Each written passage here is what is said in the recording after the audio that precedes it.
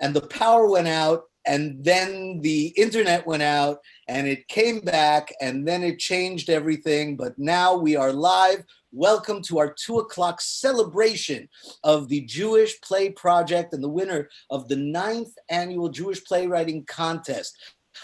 This is an extraordinary event, and I'm so proud that we are able to host it, and I'm sure you'll understand why in a little while. But before I invite our guest and our guests, I just want to say that we are so excited that this festival started off as a little idea not that long ago.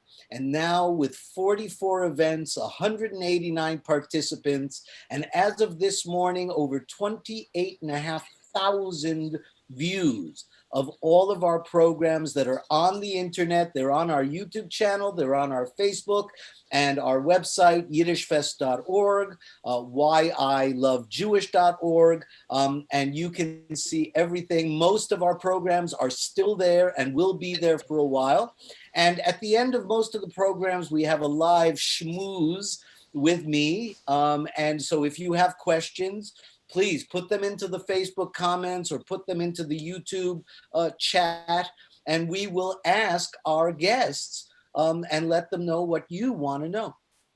So let me tell you a little bit about what we are about to see. A few months ago, I was introduced by a mutual friend to a gentleman named David Winitsky. And I had actually not known about this project. And so I was blown away when I found out about the Jewish Plays Project that puts bold, progressive Jewish conversations on the world stages. Their innovative and competitive development vehicle invests emerging artists in their Jewish identity. It engages Jewish communities in the vetting, selecting, and championing of new voices and secures mainstream production opportunities for the best new plays. Obviously, in COVID times, that's a little more difficult, and we will talk about that later. A revolution is underway in Jewish culture right now, and that's one of the reasons we're here. In music, in books, in film, artists are creating amazing new pathways to Jewish identity, and the JPP believes that it's time for theater to join that movement. In other words, they want to bring great plays to life because they believe that the theater is one of humanity's greatest gifts and that it holds the promise of faith, identity, belief, emotion, inclusion, and that theater is necessary to the human animal to be human and humane. Now, David Winitsky, who, as I said, I just met a few months ago, he is the founder and director of the Jewish Plays Project. He has directed or assisted productions on Broadway, off-Broadway, regionally at the Paper Mill Playhouse, the Steppenwolf Theater Company, the California Shakespeare Festival, and the Philadelphia Theater Company. Ladies and gentlemen, please welcome to my Zoom and our incredible Why I Love Yiddish Fest, Mr. David Winitsky. Thank you, Avi. Thank you. It's so nice to be here. Absolutely. First of all, thank you. You have really given us an enormous gift by participating in the festival. And I remember the first time we talked, it was like, oh my God, you're doing such great work. How can we figure out a way to collaborate?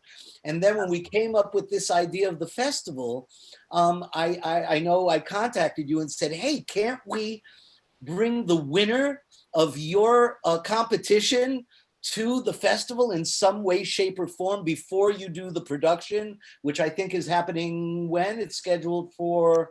It's going to be at the end of October. We'll do the winner of Well, you'll tell us a little bit more about that.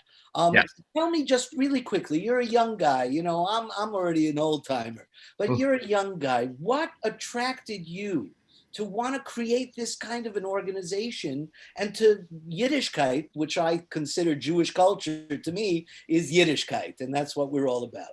How did you come to it?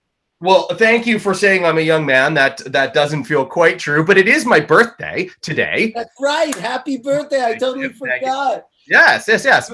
I'm not going to tell you how many years, but no, it's been an interesting journey with the JPP. I am what I call a late in life Jew. That I had, grown up Jewish outside of Philadelphia, where they coined the term JAP, and really was not engaged by what I was seeing of Jewish culture when I was a kid.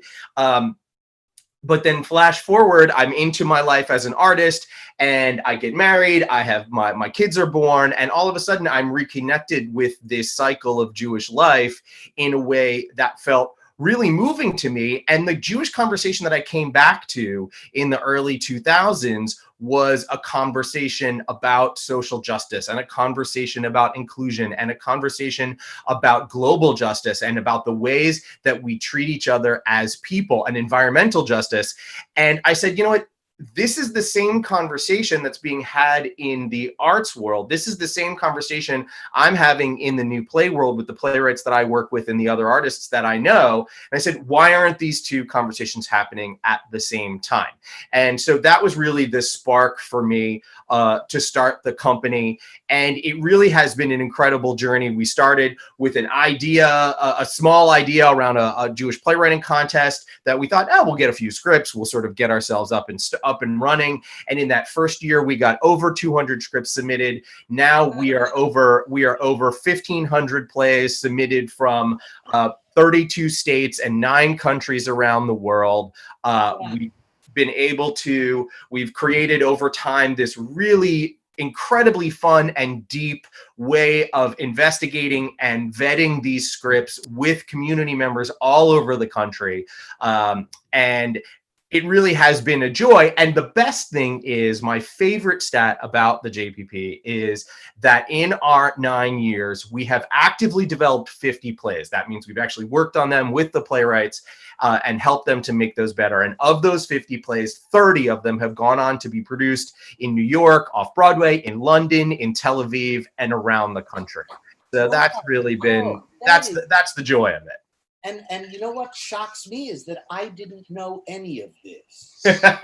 Literally, I've been involved in this world for so many years, and somehow the JPP never crossed my path. So I hope that if nothing else, we make more of the world aware of what it is you're doing, how important it is. And now that we know each other and we're friends, I look forward to many years of collaboration in bringing your great projects to the rest of the world in any way we can help. Thank you, Avi. So very quickly, before we get into the actual project, yes. Tell the audience how the winners are chosen. Sure. Okay. Fascinated by that process. Yeah, it's a really involved process. It has a lot of levels, but at the end of the day, our goal is to bring in a lot of people to connect with new Jewish work, because two things happen. One, when we bring in more people, we get a really great response. We get a democratic process of how we choose our plays. But even more importantly, when we bring these people in, people are having really significant Jewish experiences. And even if they're not necessarily connected to their Jewish life, they're investigating these plays, looking at them through a Jewish lens, and really asking some deep questions about their own Jewish identity. So the way that we do this is, like I said, we get about 200 scripts a year. This year, we're up to over 250. We have a group of about 70 young artists mostly in New York, but around the country, who read plays with us, read that whole group of 200. And we have this incredible community process. I have some amazing people who are working with me right now to build community around that play reading process. Because look, the truth of the matter is, in that 200, a lot of plays that are not terribly great. But every one of those plays represents a huge investment of time. Somebody sat down and spent, it can be up to 100, 1,000 hours to write a play, right? And so whether or not they nailed it, they put a lot of energy and love into that play. And the process of reading them allows us to think about what they were trying to say, what mattered to them Jewishly. And it's really, really significant for those young artists.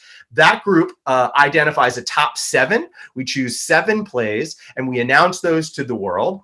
And then what we do is we go on a tour. We take that group of 7 plays to as many as 12 different communities around the country. This past year, we were especially with the online world that we entered into in the spring of this year, we were able to get to a lot more people. And what we do is we create what we call theater chavarat, theater reading groups in communities around the country. We partner with a lot of JCCs and synagogues and theater companies, and they assemble groups in their own city who read those 7 plays. And then they choose the plays that resonate the most with them. And each community chooses 3 plays. And what I love about this process that continues to blow my mind is in all the cities that we go to, we never have 2 cities choose the same 3 plays. Wow. Every group has their own thing that they resonate with. This one loves this play. This one hates that play. People really are responding on a level about what's happening in their world right now. And then what we do is we hold a live event in each of those cities where we read excerpts of those 3 plays. We read 20-minute excerpts of the play. And at the end of the night, the audience that's there gets to vote on their city's winner. And the way it works is it's kind of like a March Madness kind of bracket system. And at the end of the play that gets the most points at the end wins the contest. And this year, which was so crazy, we were right in the middle. We were literally 2 days before our first live event in March when all of the pandemic started. But we were able to very quickly pivot our work online. And this was, such a rapid response, such a like, hey, let's throw this against the wall and see what sticks. But everybody jumped on really beautifully. And the cities that we work with were so excited to be able to continue to work on the project because they had already chosen their 3 plays. They were ready to go forward with the contest. And so what we did, and I'm going to drop this into, I don't know if I'm going to put this in the chat box in Zoom, Avi. I don't know if this will show up in the world. But if not, I just put it in there and you can drop it into the comments. But if you go to jewishplaysproject.org/digital, you will see the full website for the digital contest this year. And what we were able to do is we created 7 to 10-minute video excerpts of all 7 plays. In addition to the cities there it is, yes. In addition to the cities that we were visiting in Zoom events like this, we also had an online contest. So this year, we ended up with more than 2,000 people voting in our contest, which was stunning. And the thing that I really feel like is powerful about this process is what we're trying to do is advocate for these plays to get produced on mainstream stages all over the world. And this process of getting all of this input in means I'm not going to a producer or an artistic director and saying, hey, I like this play, you should like it too. I'm going to them with actual data and saying, look, this play resonates. This play resonates with this audience for this reason. I can give them testimonials. I can give them numbers. And I think it has a lot to do with why we have been successful in advocating for the plays, because we can say to a producer, you have a Jewish audience, you want to connect with them, this is the kind of work that will, and they love it because I think a lot of producers are out there and they want to do Jewish work and they want to serve their Jewish audiences, but they don't want to do Anne Frank again and they don't want to do Fiddler again. They want to do new work, and we're able to bring it to them. Right. And not that there's anything wrong with Fiddler or Anne Frank. No. It could be done, but we have to develop the new works for the 21st century. I mean, exactly. What I always say is we're trying to put on stage the plays that your grandchildren's grandchildren will love. Oh, I love it. I love it. I love it. Last night, we had a wonderful event with Lisa Gutkin, who co-composed the music and was in and played in Indecent on Broadway. And she brought the Tony Award-winning director, Rebecca Teichman, to be part of our event. And they were talking exactly about what you're saying now, is this idea that, what Paula Vogel was able to do so successfully is take the God of Vengeance from 1907, Sholem Asch, this brilliant theatrical piece from the, early, 20th century, and modernize it and make it a contemporary play that was related to God of Vengeance, but it was something totally new, totally different, and so contemporary that it will live for generations. It's now being produced, or was being produced, at major regional theaters all over the world. They were about to open. They told me they were about to open in London. They had their first preview, and then it shut that down. was it. Absolutely. Absolutely. Good. So why don't we get to this year's winner, shall we? Absolutely. What do you want to tell us? Yeah, so this is really exciting. So I'm not going to get that much into it because in this video that we're about to show, you're going to hear a lot about this play. But the play is called A Moving Picture by Jenny Berman Eng, and you're going to meet her in this video. What you're going to see here is the winner of the contest that was selected through the process I just told you about. This was what I loved about this play is it was a favorite all over the country. This was a play that was chosen by, I think, 10 of our 12 cities to be in their regional contest. People really felt like it resonated with them and asked some vital, vital questions. So what you're going to see here are 3 segments in this next video. You're going to see an introductory video from Jenny about how she came to write the play and what her thoughts were. Then you're going to see a little bit from me to just explain the excerpt of the play that you're going to see. And then you're going to see about 8 or 9 minutes of the play that was created in our Zoom environment in those early weeks of March with a really fantastic little cast. And then after that, you're going to see an interview that I did with Jenny. Oh my gosh, sorry about that. That's all right. That was my son calling. Everybody out there, turn off your cell phones. Yes, turn your cell phones off. Yes. So but we did this excerpt back in March, and the play really resonated with people. And so you're going to see that excerpt from the play, and then you're going to see an interview that I did with Jenny about her thinking about herself as a Jewish writer, what this play means to her, and where we're going to go with it in the future. And then when we come back, Jenny will be here, and you can ask any questions you have. Great. So we'll see everybody on the other side. Ladies and gentlemen, sit back and enjoy the winner of the 9th annual Jewish playwriting competition for the Jewish Plays Project. Here it comes. All right. Oh, wait. There we go.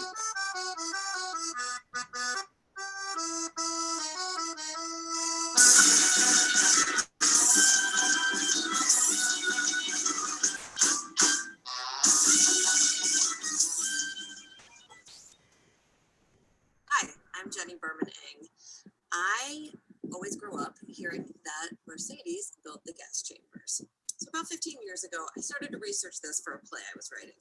The more I got into the research and started to learn about Daimler-Benz and other companies' involvement in the Holocaust, the more I started to question, do I even get to tell that story? Do I get to create fictional characters? Why? I even went so far as to call philosophy, Holocaust, and film professors asking this very question. What gives me permission to create these historical characters? And I started to realize that the storyteller really holds enormous power. If I write a script for a film and you go see that film and it seems well researched, you're going to leave believing that what I've presented is fact when I could have just made it up. Our perceptions of films often are seen as historical truth. So if you see a film wherein all the characters in the Holocaust film live, how does that change your perception of that experience? These are the questions I'm asking in my play.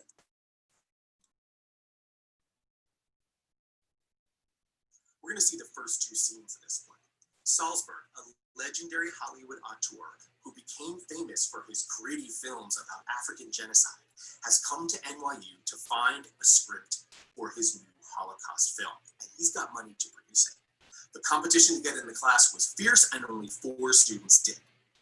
The issue is, Salzburg's rage for strict authenticity comes from the fact that his film was made up. He brought in millions of dollars and attention to a worthy cause, but essentially he lied. It's a true Talmudic ethical debate.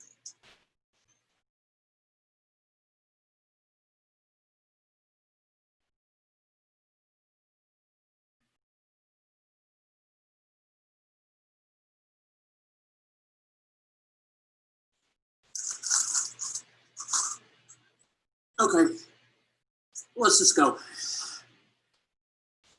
This is screenwriting the Holocaust on already day 1, a failed experiment between Holocaust studies and the illustrious NYU Film Department. Where's Gail? I'm Gail. You're my Holocaust studies major who's never written a script. But did you read my treatment?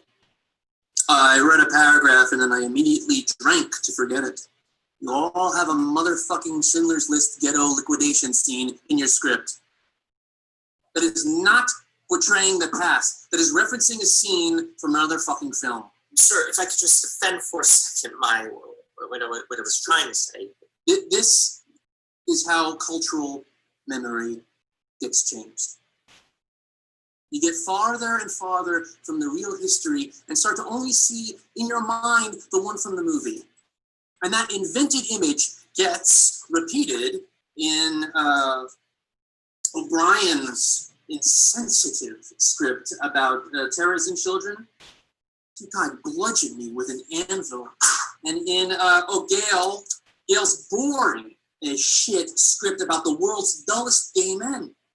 I mean, really, how do you make a script about the persecution of gay people in Berlin boring? How did you do that? That's a true story. Starting in 1932, homosexuals were persecuted and imprisoned and suffered a high rate of... There was also a duplicate liquidation scene in Shayna's and Ivy's. Are both of your characters from the same ghetto? Why do they all look the same? I'm Shayna. I don't think mine had the reappropriation. I didn't do that. Yours was 50 Shades of Nazi medical experiments. Am I supposed to be repulsed by or seduced by these experiments? Why am I asking? Because it is unclear. My work is highly researched and accurate. I stand by it.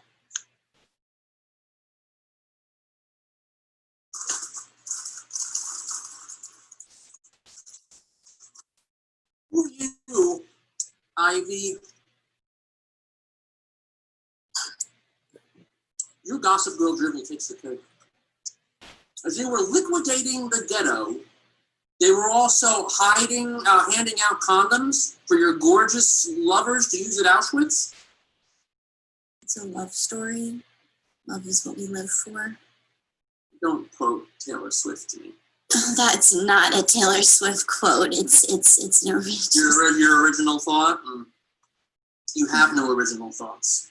You are a bird vomiting pre-digested food into my mouth. Don't puke in his mouth, Ivy. Shut up, Brian. You get one more chance, and then you are out. Me? You can't do that on the first class. I am a visiting honored guest at this institution. Who are you? Start over. Do you know how to research? I'm sorry, but what's wrong with Schindler's List? So what if we referenced it? Don't all filmmakers reference other... What happens to the people at the end of Schindler's List? The Jews, that is. The ones that Oscar Schindler had working for him, they lived. And then Life is Beautiful. What happens to the boy? And the mother?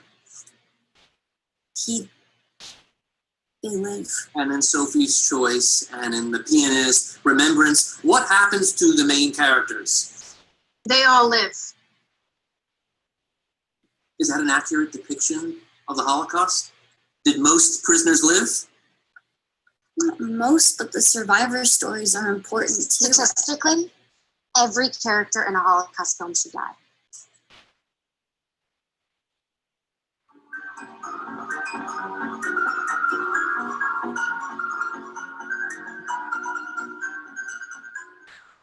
You have a script for me? Sorry, Ivy, go in the hall. Get a cup of coffee and a granola bar. It feels like hell.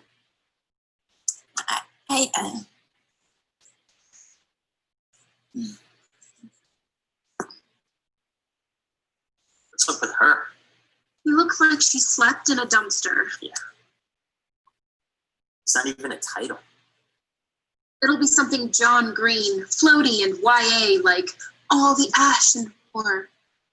The Soup We Seek. Barbara and the barbed wire. You are awful people. You have to drink it for it to work.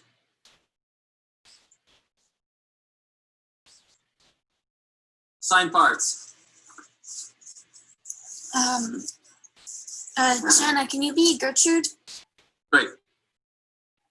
Interior Germany, winter 1944. The Ravensbrück concentration camp, barrack, night. Fade in on narrow space between the bunks. We pan up to the top bunk, where two Hungarian sisters, Gertrude 19 and Agnes 21, lie in bed beside each other. They wear prisoner uniforms, which are striped dresses and an apron and hard wooden clogs. They're filthy and exhausted, but can't sleep. Ready? Ready. You're Jenny. I'm Rosie. You're always Rosie. I want to be Rosie. She was prettier. They were identical. She seemed prettier. They wore matching costumes and were identical. Fine. Okay? Okay. Hit it. Wait. What? I think I want a different outfit. More feathers. Suddenly, their imaginary world has come to life, and the concentration camp barracks are transformed into a 1920s dance hall. That's more exciting, isn't it? Hit it. The girls do a samba dance number they've memorized and clearly practiced a million times. They laugh, throw their heads back, and smile, and wink at the crowd. That's followed by sounds of men whistling and cheering. The women dance faster and faster, and both are laughing as they struggle to keep up with each other in the music. Finally, the music ends, and they take a bow, wave and blow kisses to the audience. The music is replaced by sounds of a woman crying far off, then sounds of another woman coughing very hard. The smell in here. Inhale. Do the thing. Bayezimir! How am I supposed to breathe with Trier Rabinowitz's fire death breath over there? Gingivitis, the silent killer?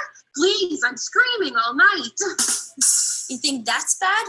Try dancing with a fresh incision in your leg and glass and dirt rubbed into it to simulate battlefield conditions. That's your joke?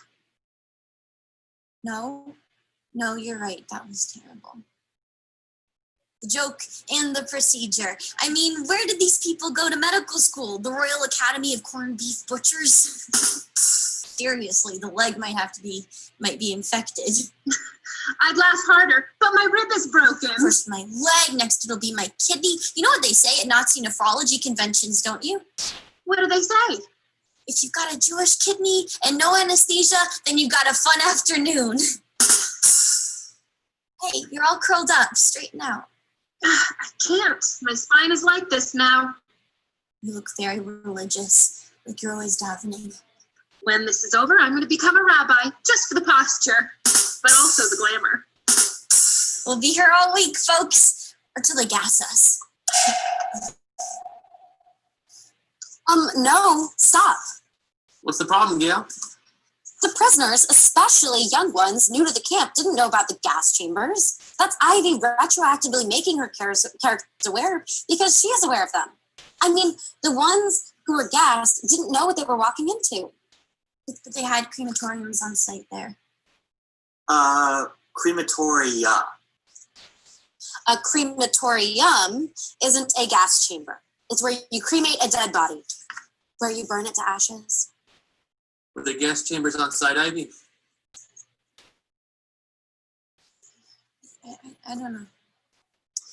They were using Zyklon B to gas the prisoners starting in June 1944 at Ravensbrück. It was a small one, mostly for the infirm.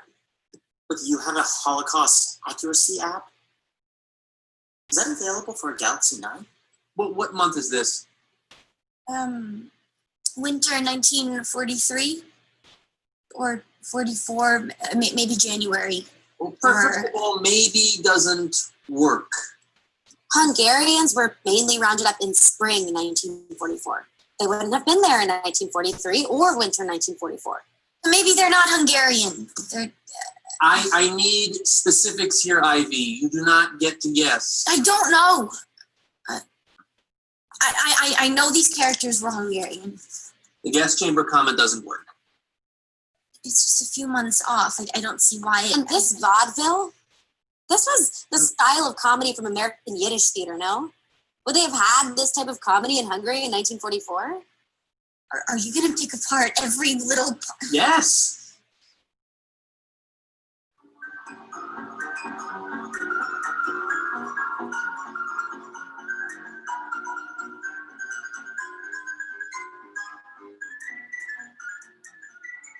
This is David Winitsky, Artistic Director of the Jewish Plays Project, and I am here with Jenny Berman-Eng, the winner of the 9th Annual Jewish Playwriting Contest. Hi, Jenny. Hi, how are you? I'm great. I'm so excited to spend a little time with you, and I am so excited about your play. But before we get to that, can you just tell us a little bit about yourself? Where are you? Where are you sheltering? And what have you been up to? So I live in Annandale, Virginia, which is a suburb of Washington, D.C. I have been working from home. I work for an interactive media company as a scriptwriter, and it's been a pretty good transition with the quarantine. I'm a writer. I can write there. I can write here. But I am home with 2 kids and husband and a new puppy. So it's an interesting mix. I love the quarantine dog. That's great. Tell us about your play. Where did it come from, and what has been its journey so far? It's a long story, but I'm going to try to be succinct. Okay.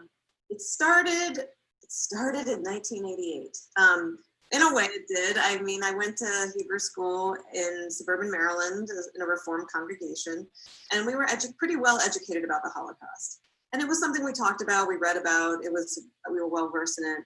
And something that was always taught to me was that it was sort of suburban folklore that Mercedes built the gas chambers. That's everybody it was like common knowledge. It's what you knew. And I also knew that my own family would never purchase a German car. It was like a thing they would never do. But at the same time, I saw in the materialism of the 80s, a lot of Jewish families driving Mercedes, and it was confusing to me. And I just sort of always didn't understand what assimilation really meant. And it sort of seemed like a Jewish person in America driving a Mercedes had a lot to do with assimilation. Flash forward, when I went to grad school at the New School for Drama, I thought, I want to write about this. I want to get back into this idea. And I wrote a play I did a little research at NYU's libraries about Mercedes' involvement in the Holocaust. And the play was garbage. And I knew it was. And I put it away, as one should. And when I moved to DC from New York, it gave me a chance to refresh my interest in it because I was near the United States Holocaust Museum, and as anybody can, I had access to their libraries and their extraordinary resources and librarians. And so I bunkered down there for a few days and learned a lot. And the more difficult thing was finding my way in to the story, how to tell the story about the Holocaust. Because on a Saturday night, do you want to go to a Holocaust play? Like, the truth of the matter is life is pretty hard and confusing and chaotic, families and work. On a Saturday night, is that what you want to do? I don't know, but I knew that I needed to find a way in that felt modern and fresh and urgent. And talking about the way we tell stories began to be the thing that was most appealing to me. A little side note is that my brother once took an anthropology of the Holocaust class, and I remember him telling me, Jenny, my professor said, every character in a Holocaust movie should die, statistically. And that always resonated with me, and I thought, you know what, he's right. And while I was researching this, I was also watching Holocaust films, and I started to see a through line, a consistent message where the protagonist goes through something really difficult, a concentration camp, and everyone around them dies, but they live. And the ultimate message is that you can get through hard things if you persevere. And I thought that's not true, because those other people tried to persevere and they were murdered. And I thought, what is the big picture effect of always believing you can just get through hard things and not really looking at the historical truths of it? And I thought also, why don't Jewish people play in America today have a stronger voice when it comes to racial justice. And that's something that's become more and more apparent to me, and a question that's stronger and stronger is, if we have been through this genocide, and we have been through other genocides, and we have been through enslavement, why are we not at the forefront of the fight against racial injustice in America? Because we've seen it, and I start to wonder if our media about the Holocaust was more overt, if the message was a little bit starker and more truthful, would we have a better sense of the effects of genocide? Wow, that's a lot. That's a long answer. I'm so sorry. But so tell me about your experience in the contest. What has this crazy thing been like for you? It's been amazing. First of all, it was one of the great pleasant surprises of my life to be even chosen as a finalist. It's strange to say this, but it feels even more meaningful that it's a Jewish play project that I was chosen for. To be selected from your own community and your own people, for lack of a better word, it feels meaningful. Like they get me and we get each other and we have a similar sense of ability. And maybe there's a familiarity with the Jewish canon. And so to be part of that is really meaningful.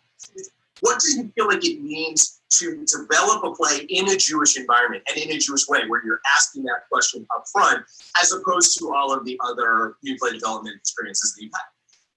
So I was thinking about this today, and I was thinking about, maybe I was thinking about this because that reporter asked me if I like to be called a Jewish playwright, if I minded, or if it ghettoizes me. And I didn't hesitate at all to say, of course I would call myself a Jewish playwright. I mean, I wouldn't say that observant. I mean, I'm a little bit, but not that observant, but like it is the core of my being and how I make difficult decisions and ethics. And playwriting, for me, is always about asking, why do people say and do the things they do? Why? And that is your ethical, moral base, right? And that is, for me, very Jewish. And so developing a play, and when you're asking very highly ethical questions, like who lives, who dies, those are really important to, especially in a Jewish historical context, to have a Jewish community, a theatrical community around me to ask those too and get those responses back is really, really important. Being a Jewish humorist, which I do think, I consider myself first. I mean, but always with my plays, I want to make female characters be funny. I want everybody to be funny, but specifically, my goal is for female protagonists to be funny. And because there's a great tradition of comedians and comedy in Jewish culture. And it's important to me, it was useful to me to have this process be with other Jewish people and or in a Jewish workshop environment to understand that legacy and how it could evolve. You know, like we're not just borscht humor, like I don't tell those kind of jokes, right. But how could I be a modern Jewish female humorist and still live in that space? That's great. And I think it points to something really great about the play, you know, because it is difficult to talk about the Holocaust and also be funny, right? You know, it's you know, and I think some of the, you know, the great humorists, the Mel Brooks and stuff, have done that. They've been able to say, this thing that we do, this humor that we have, can turn this into something good. And I feel like that's something that, you know, Jewish culture brings to the table. But also, humor is how we cope. Like, throughout our existence, Jewish people have used humor to cope. And to say it didn't happen in the Holocaust is like to negate human nature. I want to ask a little bit about the character of Gail, and you talked about this a little bit in the way that the Holocaust narrative as a whole and the genocide story plays into our understanding of other oppressed peoples. And certainly this is a vital conversation that's happening in our country right now. But I'm curious about the character of Gail, who's a Black woman who's in this Holocaust Studies class, and even past that you're writing about, even past that is a Holocaust Studies major. She's dedicating her study to this. And I'm curious, and maybe this leads us into the conversation of how you think the play may change now from when you wrote it. But I'm curious about your decision to introduce Gail as a character and how you think she feels to you today. So through the Gail character, she's somebody who lives in a documentary environment. She makes documentaries, she studies documentaries. She's not afraid to look away, and she's looking for answers and solutions. It sounds wrong to say, to mention Nazi Germany and then solutions. But she's somebody who's looking for an understanding of human nature to try to change things for the better for African Americans in America. Do you think in this next version of the play, as we go into the workshop, do you think that or other things that are happening, in our chaotic world right now, do you think they'll come into the play, or how do you? The elements of racial justice that have changed in our culture definitely need to be included and mentioned and will influence the next draft. Not that there wasn't an urgency before, but at least it is more in the zeitgeist now to talk openly and urgently about it. So that leads me to our last conversation here. We are building up to doing a workshop of the play in October. Everybody who's listening, pay attention, put it on your calendars, end of October. That will most likely be through some sort of digital media. But I'm curious what you are looking at as your big goals for that workshop. Like, what do you want to accomplish in that workshop as a performer? I've always struggled with the balance of present and past, where to spend time. And more I want to spend time in the present, in the play. So I may want to reduce or alter the scenes in the past and give more attention and focus to that interaction between Gail and Salzburg, where she reveals his duplicitousness and the lies that he perpetuated and the damage he did from it. That's fascinating. And I'm thinking about this interview and people watching it who haven't read the play, and all I'm going to say is, now you have to tune me in. Oh no! No, that's great. That's great. We're laying lots of little. I was vague about it, right? Yeah, absolutely. No, it's great. People will have to come back and see the play. We're really excited about it. So I want to just say thank you to you for sending us the play, and thank you for taking this crazy journey with us. It really was fantastic. It's been so fun to work with you and dig into your play. Anything else that you want to tell people to look forward to in this play or other work? Oh, no, I get to plug. I am just so excited to have been part of this process, and I'm really excited to see where it goes. And I'm cautiously optimistic that it will be on a stage someday and that we will be in the audience. I hope that's the truth of it. I mean, I hope that's what happens for our culture and our society and for this play, because I would like to see it. It's been such a long process of creating it, researching it, developing it. I would really like to see it come to life. So I hope I get to share that with you and with our audiences. Absolutely. And that is always our goal here at the JPP, to find great Jewish plays and get them onto the best stages in the world. And we're going to work our butts off until that happens for a moving picture. Thank you so much for spending some time. Thank you. Bye. Bye. And there we are with Jenny Berman Eng, and David Winitsky is back, and here we are. And I couldn't be more excited about meeting you, Jenny. I haven't read the entire play, but from the excerpts that I've seen and from the stories that you told, David, you can unmute yourself if you like, and that way we can all talk and schmooze for a little while.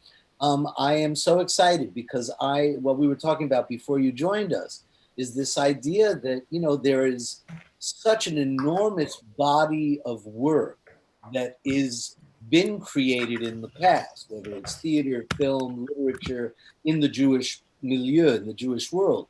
But we now need to develop the works for the 21st century, for the generations to come. And how do people like you look at a subject like the Holocaust and try to find a new way to tell the story? So thank you for that. Apparently Jenny is... Sorry, am I okay? I couldn't tell if it was me. You're fine. Right now you're fine. Okay. Cool. So I just want to comment on one thing that you said that reminded me of a quick story. I am a child of Holocaust survivors myself. My father survived Auschwitz. And so definitely there were no German cars. There was nothing German allowed anywhere near us. My father even refused to take any German reparations money because he didn't want the blood money. You know, a lot of our relatives took it. He refused. And I remember, I'm old enough to remember when there was a thing called cassettes. And I remember my mother brought home a giant cassette player. It was one of the first to come out. It was gorgeous. It was big, giant. She brought it home. She said, you see these little cassettes and you put them in and you can record and you can play it. And my father took a look at it. I remember we were upstairs on the second floor of the house and it said, made in Germany. And he opened the window and he took this giant new cassette player and he threw it out the window. And I will never forget that as long as I live. I was just a kid.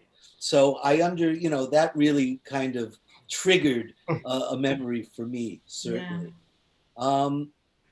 So I guess, how did you think of how did you want to approach the Holocaust in a way that was so unique to you? I mean, what was the process by which you kind of decided to pursue this particular line? That's a really good question because it took a lot of formats. And at one point I pitched this play to Arena Stage here in DC. And I said, it's entirely a puppet show. And they said, a Holocaust puppet show. And I was like, yes. And they were like, could it maybe be actors? And I was like, I was emphatic. No, it must be puppets. We have these ideas, we have to go through them. That's the artistic process. And it's probably been, 20, 30 drafts. It took a long time to find my way into this story. There's a lot of Holocaust plays and literature that exists already. So it's not like I didn't feel like I needed to tell the same story. I needed to find a way in that felt right to me, and it felt maybe fresh, and a way that was telling a different story in the Holocaust. And for me, that was partly to focus on women, the women's experiences in the camps, because my own personal feeling is that in my media intake, I've only seen men, and if you in theatrical renditions of the Holocaust. So I wanted to show women, and I also wanted to show it's always my my pursuit to show women being funny, because that's another thing that I feel like we don't get to see a lot. And women on their day-to-day relationships are really funny. Almost always women are setting up a man to tell the punchline, and I want women to have the punchline. And I also know that women, their friendships sustain them. And I interviewed a lot of Holocaust survivors, not a lot, some, and I read a lot of testimonies. And so many times they said there was one person, a friend, somebody who got them through at a specific point in their journey. And so I guess I wanted to show the strength of friendships and that women had and how it sustained them. And that's a long-winded answer to your question. But the truth is I really just muddled in the dark trying to figure out where's my voice in this, and how do I tell it so it feels new and urgent at the same time? Wow. I mean, I one of the things I do a lot is work in the field of Holocaust awareness, Holocaust education, Holocaust theater. And so I've seen a lot of old things that have been lost, plays that have been forgotten. You mentioned puppets. There's actually a play that was written for puppets in the Holocaust called Lalkis, which means puppets, dolls. And it's all puppets presenting this kind of idealized happy life while outside, you know, the whole world is being murdered. But I'm curious, David, how many Holocaust-oriented plays have come across your desk? And no matter how many there are, that just shows how great Jenny's is to be selected as the winner of the ninth competition. Well, it's an interesting thing because it actually says in our submission requirements, actually way back when, I mean, you know Frank London, right? The great trumpeter, Frank London. And tonight he's doing a world premiere concert for us at 8 o'clock, specifically for our festival that he recorded for us. So yes, a fantastic plug. I love it. So the first year that I set out to do the contest, I had in our submission requirements that we didn't do Holocaust work, we didn't do Yiddish work, and we didn't do the sort of beloved ethnically stereotypical comedy. And Frank sent me an email and he says, I want to take you to lunch and I got a bone to pick with you. And I said, okay. And he said, I see here that the plays have to be in English. That's a requirement. And I said, yes. And he said, okay, so I think that eliminates most of the Yiddish canon, right? And I said, yeah, probably. But I was talking about adaptations, translations. And he said, and I see here you're saying that you don't want to do these ethnically stereotypic comedies. And I said, yes. And he says, you know, what I'm reading in between the lines here is you're saying no Yiddish because you want no schlock. And he said, as a Yiddishist, I find that offensive. And you know what? He was totally right. He was totally right. And so the next year we changed the requirements to just focus on a subject matter. And the same kind of evolution has happened regarding Holocaust work, because it's not that the Holocaust continues to be a major feature of our lives, right? And what we realized is what we don't want to do is tell the history of the World War II period. Right? That's Holocaust, that's World War II overall. It has a lot to do with immigration stories to the US. Like, those stories exist in our theatrical canon really well already. The question that we're looking at that I think made Jenny's play resonate with so many people this year is, you know, we are within, you know, hopefully it's 25 years, whatever, but we are within spitting distance of not having any more first-person testimony, right? And I think we as a community are feeling that weight. I think that's something, to a certain extent, I think that's part of the instinct that Jenny was working on, is like, we're feeling that weight of, we are now going to be responsible for telling this story without that first person testimony anymore. And so the question of how we do that and what our responsibility is in doing that is, I mean, that just resonated with people across the board, because they were like, yeah, what are we going to do? You know, I have a friend who runs a big JCC in Charlotte, and he's working on a project to do holographic imagery, you know, recordings of the survivors in his community. There's a new AI thing that they're doing where you're going to be able to interact with this, like, people are thinking about, how do we continue to tell this story? And I think Jenny's play is asking that question. And then also, you know, as the play goes on, from the excerpt that we saw, it really starts to zoom in more and more on the question for this young woman, Ivy, who's writing the script for this Holocaust film, about her main character, who we really fall in love with over the course of the film and of the play. Statistically speaking, she should die. She's on a forced march out of a work camp. She should probably die. But we've fallen in love with her as a character in the story. And the question very much becomes, will these young people make the sort of responsible choice to kill their main character? And it's a really intriguing question. I'm not going to tell you what happens. You'll have to tune back in to see it. But those are the things that in Holocaust work we have really focused on, is not the experience of the people who went through that, but our experience in grappling with that, our 21st century experience of grappling with that story. So I didn't answer your question about how many scripts we get, but even though we have that in our submission requirements, do we get those every year? Right. We get You know, people send them to us anyway, and we send a polite note back saying, thank you so much. And sometimes a good one will come across our desk. And what I'll do is refer that to other people who are working in the field of Holocaust drama. Right. I was going to say, in other words, Indecent wouldn't have made the cut. I loved Indecent. I think it was beautiful. It was brilliant. I think Stage Rain was invented for that scene.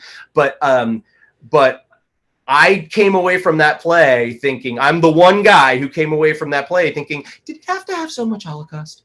Listen, I hear that a lot. I actually had one very substantial donor, a sponsor whose name who shall remain nameless, who actually said to me, "Oy, Avi, the Holocaust, it's so morbid." And I'm like, yeah, yes, it is. In fact, it is. Yes, by definition. You know, that's actually like one of the things that I struggled with is like, as I was writing it, I was like, is anybody on a Saturday night going to spend their money and go see a Holocaust play? That's when we were allowed to go to plays. Right. And so a little bit that is part of the I don't want to say a barrier, but like it becomes a question of how can I make this interesting and entertaining, and I don't mean entertaining in like a guffawing way, but you know, the storytelling being compelling enough for someone to say, yeah, I am going to spend my money and go to a Holocaust play. Mm-hmm. It's sort of a little bit of trickery. Right. The word engrossing comes to mind. Yeah. You become so engrossed in it. But you said something earlier that really has triggered something for me. You know, we are dealing today in 2020 in a world, not only, you know, in the rest of the world, but even here in America, where children are separated from their parents. There are camps where people are being held. Neo-Nazis are marching in Charlottesville and around. QAnon is promoting the protocols of the elders of Zion as if, really? Are we back to that again? Europe and Hungary got the rise of the neo-Nazis and the far right. How do you both, this is actually a question for both of you. How can we take our Jewish perspective of history, and that includes the Holocaust and the Inquisitions and all of the persecutions of 5,000 years, and be able to tell the story in a way that relates to what's happening today, which is what I think you've tried to accomplish in this play. That to me is the real, you know, the $64,000 question here. How do we tell the story of what's happening today? And not just in terms of the history of it, but using the history. Thoughts on that? David, do you want to? It's a big Well, one. I think it's interesting. I mean, I think Jenny's play does that in some ways. We had another play this year, a great play called Refuge Malja by Bess Weldon, which I think really grappled directly with that. It's about an American war photographer who is in Turkey as the Syrian refugees are coming. And she meets this young boy and sort of takes him in and is debating what is her ethical responsibility towards this boy that she's connected with. And what I love about that play is there's a character called Wolf that is her grandfather, who at different points in the play is played by every actor on stage. Everybody sort of inhabits Wolf at some point. And her grandfather was a Holocaust survivor.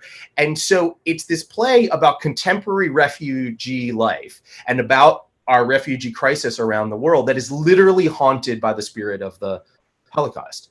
And I think those are the kind of places where I want to see more in our drama. And this is why I want to lift up plays like Jenny's play and like Bess's play, because I think that they are asking a question about Jews in America. Look, nobody's going to deny that there is discrimination and there is violence and there are issues that we face as Jewish people in America or in the world today. But we're not, by and large, an oppressed people, right? We're not oppressed anymore. We have our own country. We have freedom here in this country. We have a lot of, we are not oppressed in the way that other peoples are. And so the question for us always is, how do we process our stories so that we can take that collective genetic, peoplehood history and put it at the service of others who are oppressed right now. Right. And that's these kind of stories feel really relevant. And it's why in Jenny's play, I think Gail, this Black woman who's studying the Holocaust, and who Jenny, what is the line when Salzberg asks her about, why are you doing this? Nobody asks white people why they study African American history. Like she says, what topics am I allowed to be interested in? Is that the one you're meaning? Yeah. Well, and she also says, I'm Black in America, I'm problem solving. Yeah. Right. Which I think is so right. It's like, I'm looking at the Holocaust because I can learn from this and apply it to my situation. And, I think anytime that we have stories that can make us do that is really valuable. And I would say part of the reason we have a resurgence of this problematic nationalism and supremacy is because our media and our textbooks and our history is not always written accurately. And the way we tell our history to students really matters. There's great swaths of African American history that are just not included in textbooks. And it's the same for the Holocaust. I mean, Jewish people are pretty well, my own experience is that in Hebrew school, we are pretty well educated about the Holocaust, but everybody else isn't. They get like maybe a quarter in 7th grade social studies. Yeah. How can you really understand the depth of genocide in that little time? But it also relates to the way with the depictions in movies, and that is what I focused on in my play, is about the depictions of history in movies and how historical fiction has a tremendous responsibility to be almost hyper accurate. I mean, you actually said something very interesting, and David, you too, and I'm going to take a little bit of umbrage with both of you. Excuse me.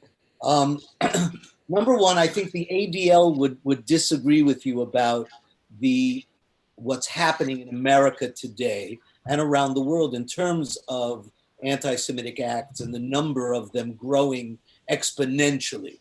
And we saw Pittsburgh, and we saw so many, and swastikas, and all that stuff. So I think there is more than you think, and more than we know. And yes, if you're in New York or in Philadelphia or in Washington, probably it's not a problem. But if you go out into the into the more to the less urban areas, being a Jew suddenly becomes something that might not be quite as comfortable as you think. The thing that I'd like to discuss with Jenny for a second, I grew up obviously knowing a lot, or I thought I knew a lot about the Holocaust, and what I was taught, was coming from a first voice, my father and my mother, both of whom are survivors. But there are only 15 states in the United States of America that mandate Holocaust education, which means 35 states don't. So that's number one. Number two, I always thought the Holocaust was a Jewish experience. To me, all it was 6 million murdered Jews. And then I started working on a project called the Dachau Album Interfaith Holocaust Program. And you can look it up, it's dachaualbum.org.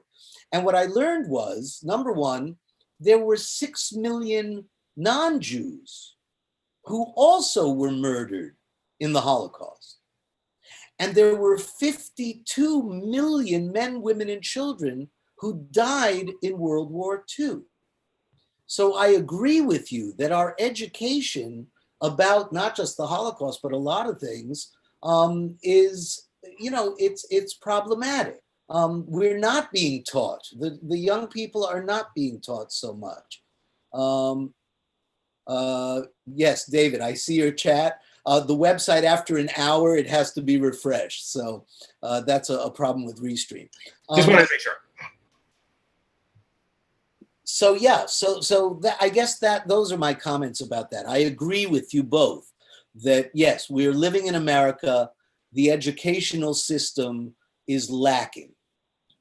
There is no question about that. And I don't know how many young Jewish people know enough about the Holocaust. And then the question also is, what do they know? There's so much about that era that has been lost, especially when it comes to Yiddish. The writers, the literature, the poetry, the music, the theater of that period that really was lost after the Holocaust and only now is really starting to be rediscovered. We have to finish in about 7 or 8 minutes, but I have a big question that I want to ask you both. And the question is, and this is something I've struggled with our organization. Our organization is all about the preservation, promotion, and production of Jewish culture in all mediums. What is a Jewish writer? Who is a Jewish writer? What is a Jewish play? Is it just because they're Jewish and write it and it's about Christians or Muslims or about theater or about, is that a Jewish play because it's written by a Jew? Or is it have to deal with a Jewish experience? What are your thoughts on that subject? David, I'll defer. I think you're the expert here. Well, I got to say, it is the question that I get asked most. I say, "Oh, I work on Jewish plays." Well, what does that mean? What is a Jewish play? And one thing that I am very clear about is I and the JPP are not trying to define that for everybody in any way, shape, or form, right? Like, I have, because I'm not working on Holocaust work, because we're not working on Yiddish work, I have been called an anti-Semite from very many sides. But which to me is like, I think, hey, if I wasn't, I wouldn't be doing the job right. But I feel like I'm not trying to define this overall. I think this is a personal thing. You have to understand it the way you understand it. Different writers understand themselves as Jewish writers in different ways, and different plays resonate with people in different ways. The only thing I'm trying to do is say, this is the work that the JPP is interested in, and this is the work that we're focusing on. And the thing that we're focused on is plays that ask what we feel to be a Jewish question. Right? Like, it really is content driven, right? That's what we're looking at. We are 100% not looking at the background of the writer. Like, that's like, I actually love when we have writers who are not Jewish, because then I feel like, then I know you're not doing this out of some sense of obligation or some sense of familial history. You're doing this because you have a real interest in the area and in the content and the question that you're asking. The first year of the contest, we were lucky enough to work on a play by a playwright named Lauren Yee, who has gone on to really amazing success. She's a brilliant, brilliant writer. But she had this first play that had a Jewish heart to it, and it was really exciting. And I continue to be not most excited, but very excited by writers who are not Jewish who come with a Jewish question. But the thing that we're really focusing on is, what is a 21st century Jewish question, right? As opposed to a 20th century Jewish question. And I am old enough to span that distance, very with a good foot in the 20th century and in the 21st century. And I feel like there were different questions, different Jewish questions that were valid and were current in the 70s, in the 80s, in the 90s than they are today. And I see that with my kids. I see them, they have a much more established Jewish identity as teenagers than I did when I was a teenager, but they're also asking different questions about what it means to be a contemporary Jew. And that, I think, those are the things that we really want to focus on, is like, what does it mean to be Jewish now? And how do we create literature? The plays that Jenny is writing and our other writers are writing, this is literature that will last. And I want people to be able to read these plays 100 years from now and say, oh, that's what it meant to be Jewish in 2020. That's great. Jenny, any thoughts? I was thinking, trying to think of what might I say while you were talking, and I'm not that I wasn't listening deeply. Of course you are. Of course. I was also thinking, when I think of myself and on a daily basis. Some days I really know what my Jewish identity is. I know who, I mean, I always am proud of my Jewishness, but some days I'm questioning. Some days I'm sure. Some days I'm not anything. You know, some days I'm like, I believe in something sometimes, and I think that's partly really Jewish I think Israel means to struggle, right? And so questioning and exploring what it means to be Jewish in and of itself is pretty Jewish. That sounds really meta and rhetorical, but it is. I think that's what I'm doing in all my plays, and not all of them have Jewish themes, but they are always a question of identity and self-exploration, and sometimes in a spiritual way.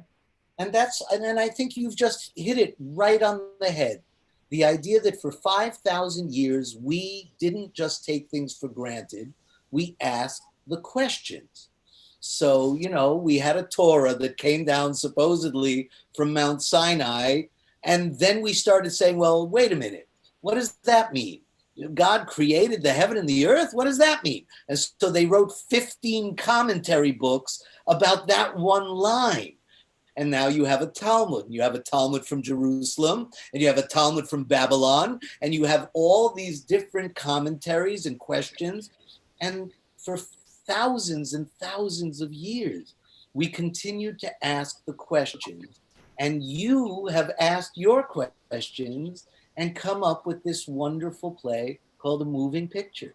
And that is the future of Judaism, that we just keep asking the questions. We don't take things at face value. We don't take it for granted. We have to find out more, and we have to know for ourselves what it really means. And that's, I think, exactly why I am so grateful for Jenny, you know, for you writing this play and all the other works I'm sure you're writing, and to David for creating this amazing project. And I'm so glad I've now come to learn more about it.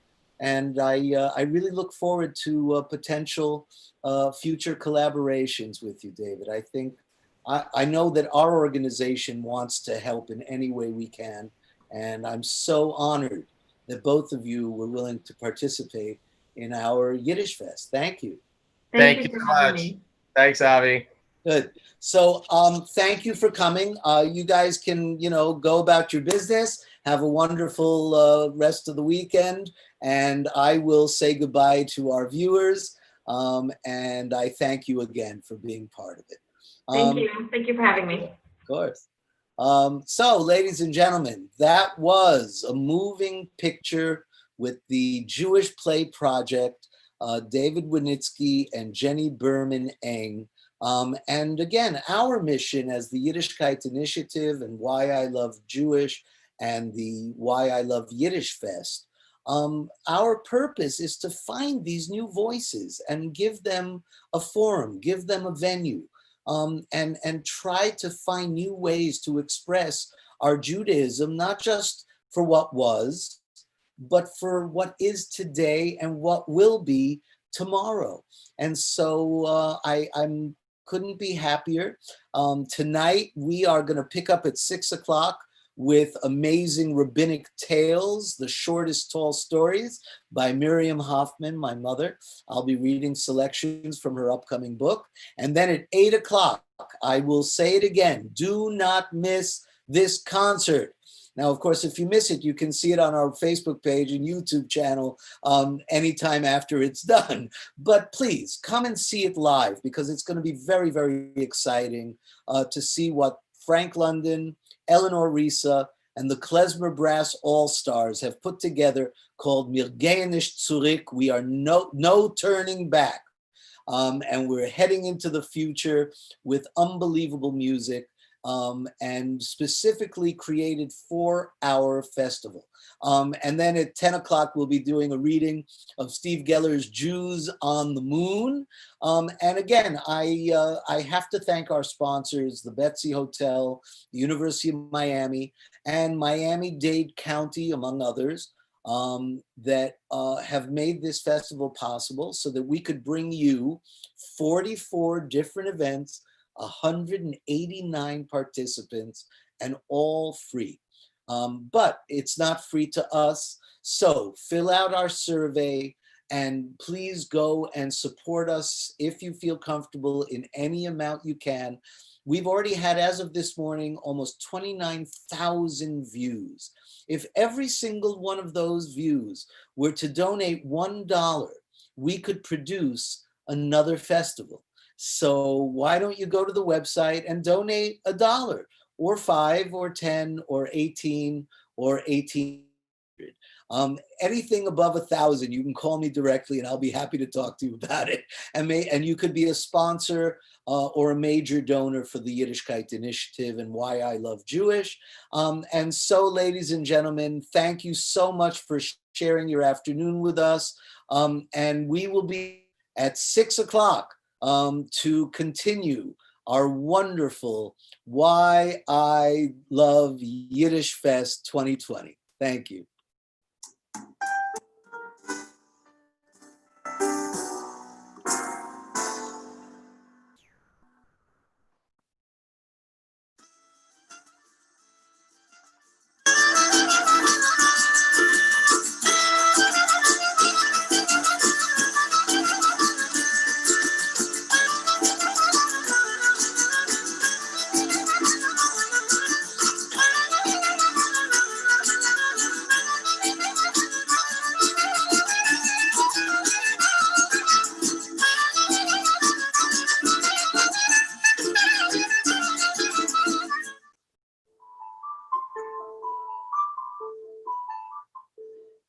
My name is Rabbi Solomon Schiff. I was the Executive Vice President of the Rabbinic Association of Greater Miami for 42 years and Director of Chaplaincy for the Greater Miami Jewish Federation for 40 years. My parents came from Europe, they spoke Yiddish. And all my studies going through becoming a rabbi, all the studies were all in Yiddish. That's an important part, and we can't dismiss that culture. If we forget that and we let it be erased, then we will lose a part of our heritage. That's what we have to capture. That's what we have to teach and impress our young people. And if they want to be loyal to the Jewish people, the Jewish history, the golden chain of Jewish tradition to continue, they have to absorb the understanding of what Jewishness is, what Yiddishkeit is,